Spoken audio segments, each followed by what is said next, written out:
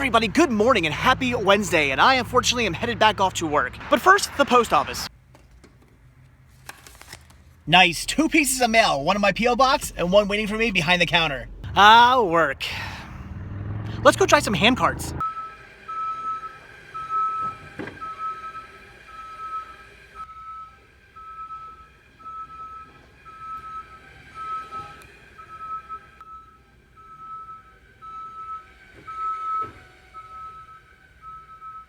Time for lunch. And of course, where else will I be getting lunch other than Costco?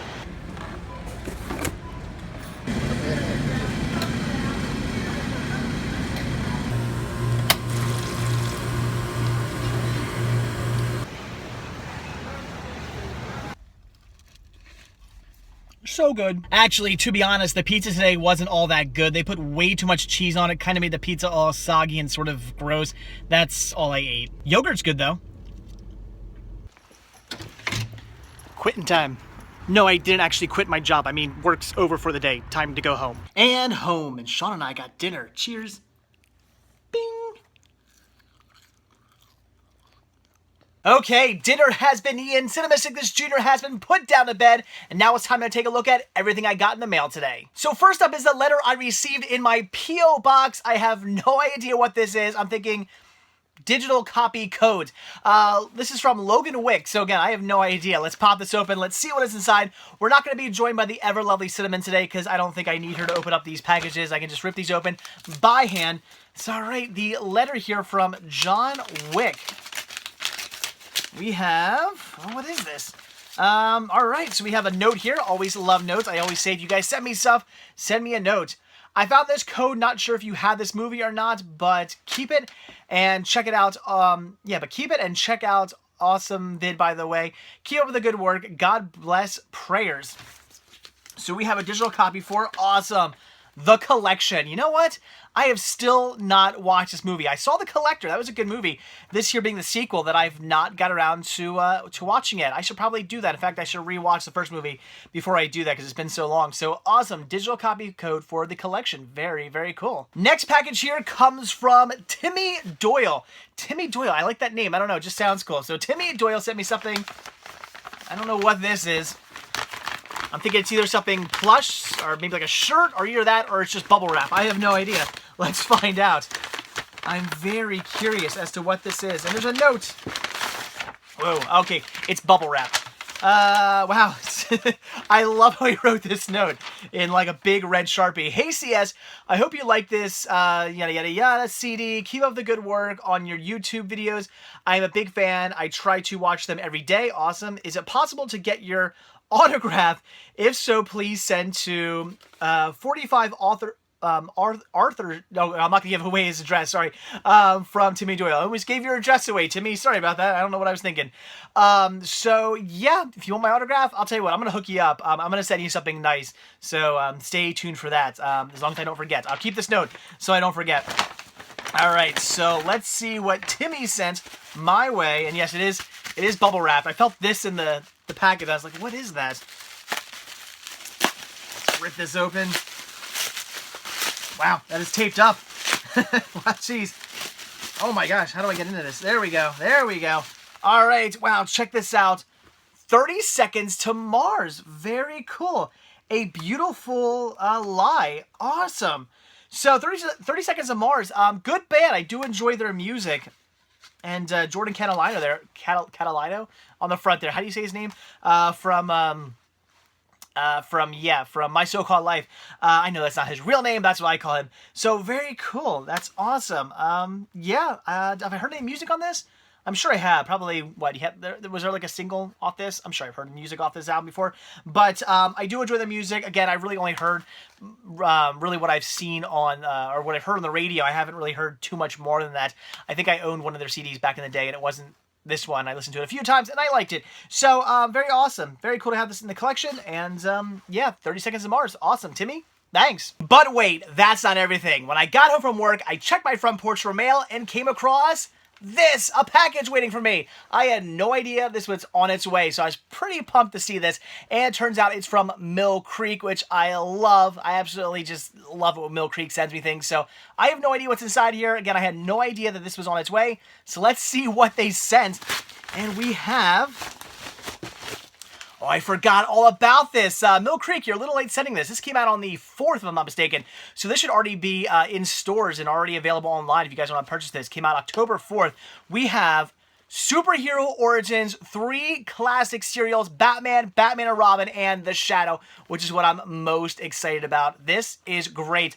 And if I'm not mistaken, yes, it is just the Gotham serials release. This is something Mill Creek had already put out, I believe, was it Sony or something like that? I believe put out the original releases of these, and then Mill Creek got a hold of them and re-released them. So we have Batman, the 1943 15-chapter serial, and Batman and Robin, the 1949 15-chapter serial, which is just awesome. Really cool set right here. Just some classic, good old cheesy 1940s Batman serials. They're ridiculous, but they're a lot of fun. I absolutely love these. I have the original, again, I think it's Sony, the original Sony releases, but really cool to have this Mill Creek set as well. But what I'm most excited about, if I'm not mistaken, this is new, unless Mill Creek has already put this out. I don't remember Mill Creek already having this out, so I want to say this is new.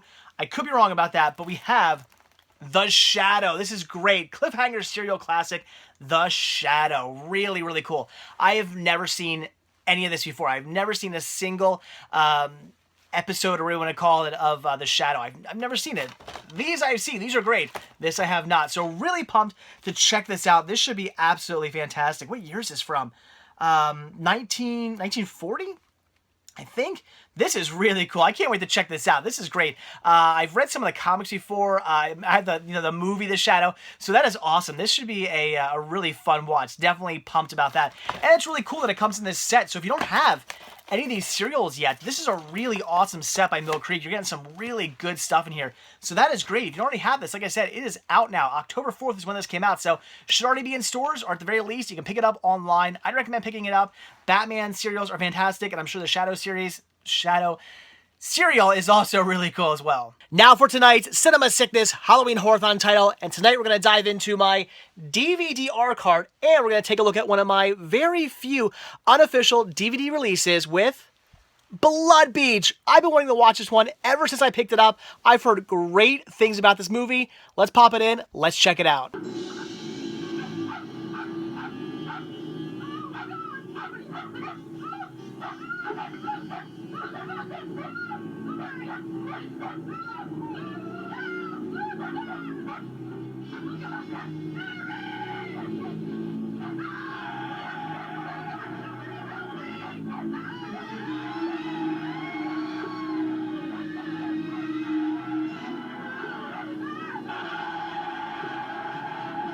Okay, Blood Beach. Well, I can say I've seen this movie.